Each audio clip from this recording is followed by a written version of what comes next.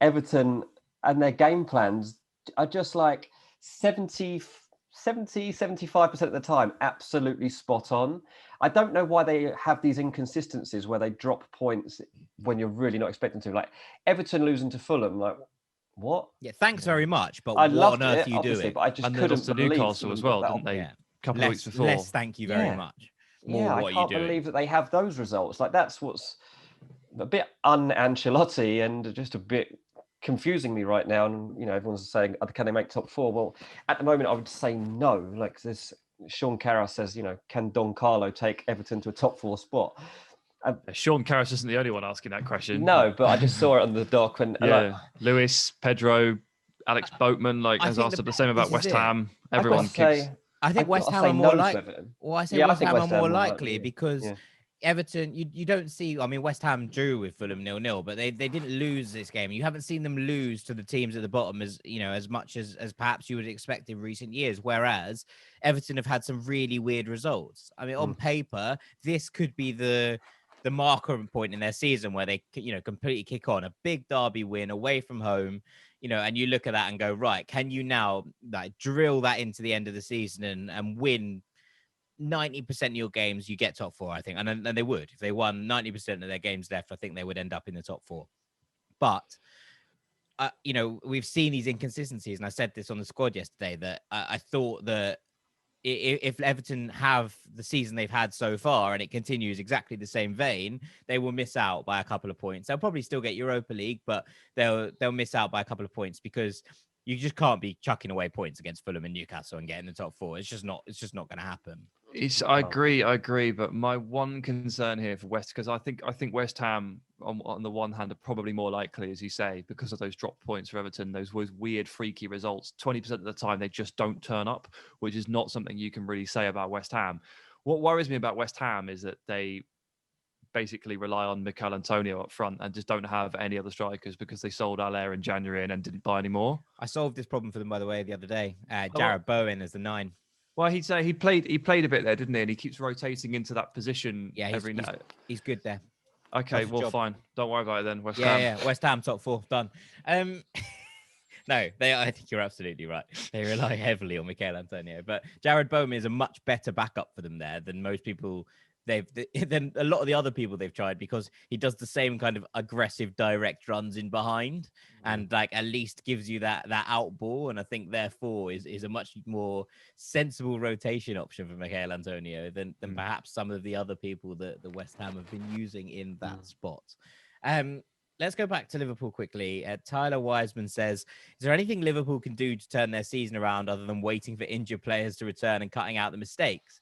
Could they benefit from a change in system from their near perennial 4-3-3? Also, a big comment from Luke Shaw on this. It wasn't so much a question as a cry for help. We hope you're all right, Luke, and we're here for you. You can DM us at any time. It's not great from a Liverpool perspective, is it? It's not particularly pretty, and the chances of them now finishing in the top 4 feel reasonably slim, given that there are a lot of teams around them who are going, even the teams below them, your Villas, are in the kind of credit in terms of having games in the bank. Now, without Super Jack in the side, we've seen that Villa are more toothless, but they've got credit in the bank on Liverpool in terms of games in hand, and it just feels like there's a lot of teams for Liverpool to fight through to get to the top 4 now, and I don't see it. I don't see where it's coming from. Yeah. I do. Come on. We're not all giving up on Liverpool. They're not dead yet. Come on. I'm not giving up on Liverpool. You've just given up on them. I think there's too much for them. I think they've left themselves too much to do. I think they've shot themselves in the foot. I think they're dilly-dallying over how they're going to solve future problems has really, really caught them up here, because we've talked a million times about, the Van Dijk situation and how they had 2-3 months to come up with an idea of centre-back solution. We were all talking about the fact that Liverpool needed to sign someone ASAP to make sure that this didn't happen right now. Yet they waited out the whole month of January, signed 2 blokes that, look, Kabak might be good enough long-term, but throwing him in now, after he's just been in a relegation battle for 4 or 5 months, getting him to change mentality, fit in, it's a big, big thing to ask of him. to have had someone in the bag earlier would have been a much better idea. And I feel like the same thing is now turning towards their front three. Like, okay, Jota, obviously they've had bad luck there, and they did sign somebody who was starting to make an impact. But the fact now that he's out and you can't really rotate that front three, like those lads must be absolutely knackered from the amount of football that they've played in the last 3 years. And secondly, when one of them's out of form, typically, it's Firmino that will get the most stick, because ultimately it seems like he scores the fewest goals, mate. Scores the fewest goals and gets, if you were to rate them all out of 10 each game, like Firmino would get the lowest number. Like, why didn't they sign somebody that could be a number 9 like that? Why didn't they have someone in the bag by now? This is Liverpool. They've won the Champions League, then they won the Premier League.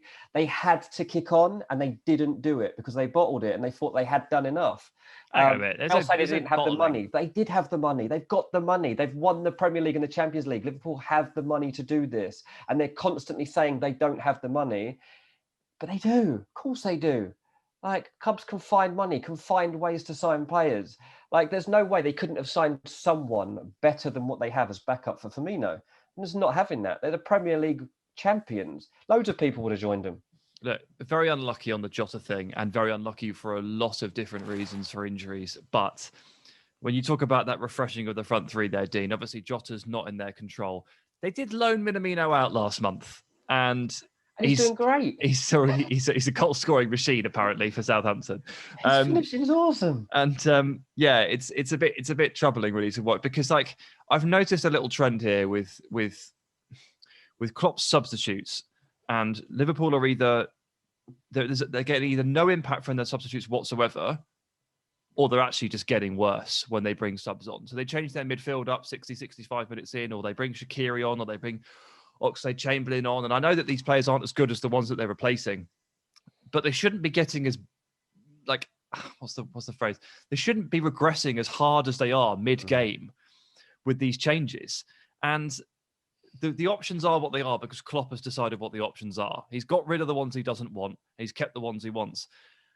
And I know that Keita's always injured, and Jota's been hurt for months and things like that. But like, Christ, as you say, this is Liverpool. They've got the ability to attract players, buy players, pay players, and Liverpool have the players that they've basically decided they want to keep, and they don't think they have enough at the moment. I don't know. Like, Klopp is freaking me out a little bit at the moment with his, with the way he won't change things. Is it stubbornness? Do you think? The comment about he's going through a tough time as well. Yeah, I know, but come on. The comment about like the near perennial 4-3-3, like it does really feel like he just won't change that very much, and it does feel like that's not working. And the sort of prescripted changes that he's trying to make, they also don't work either. He seems to be running players into the ground. Like James Milner will go from not playing any games at all to playing like 7 in a row, and then he gets injured, and then he brings someone else in for a 7-game stretch. It's like, dude, you can change your team a little bit more than that. 30 billion-year-old James Milner does not have to play 6 games in a row. Okay, that doesn't have to happen. And that's freaking me out a little bit. The 4-3-3 freaks me out. Luke Shaw, in his cry for help, talked about, trying Wijnaldum as a 10 because wanted to change not only the system, but put Wijnaldum in a situation that he plays for the Netherlands so well and scores so many goals for the Dutch. Why not try something? And I have to say, I feel like that there's a valid point in there. And Klopp isn't wedded to the 4-3-3 through his career.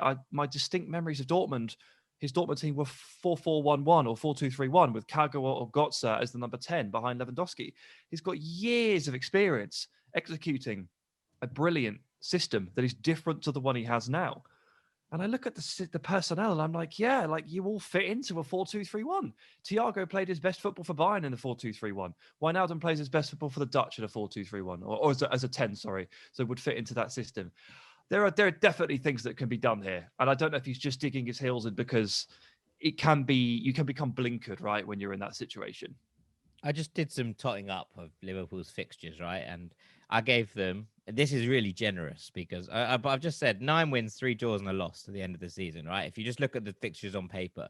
But then again, you look at their games in 2021, right? They lost 1-0 to Southampton. Then they drew 0-0 with Man United. Then they lost 1-0 to Burnley. Then they beat Tottenham.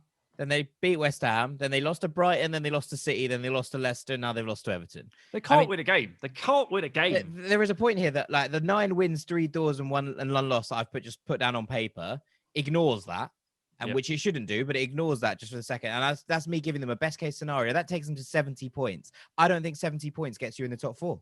No, that's a fair point. Yeah, and so you've been very kind to them there, but that could happen because this season has turned around for no apparent reason a couple of times for teams this season. They've gone on these amazing win streaks. Look at Man City for example. At the very start of the season, didn't think they'd go on a run quite as good as that. I don't think they're going to do it, honestly. I don't think that Champions League is within reach of Liverpool right now. I really don't.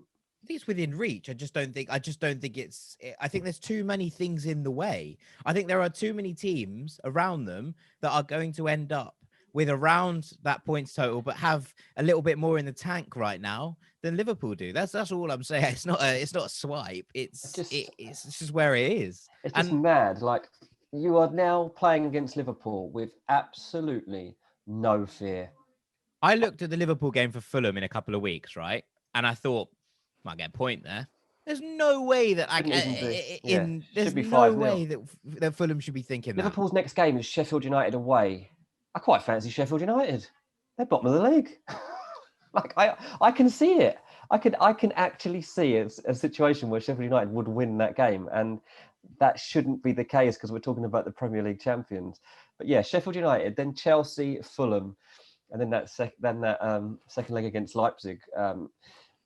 It's a mad old little run there for Liverpool, and how are they going to come out of it? So, something will spark. They'll just get one little lucky roll of the dice. No, but I thought that was what the West Ham game was going to be for them, and then it just rolled back.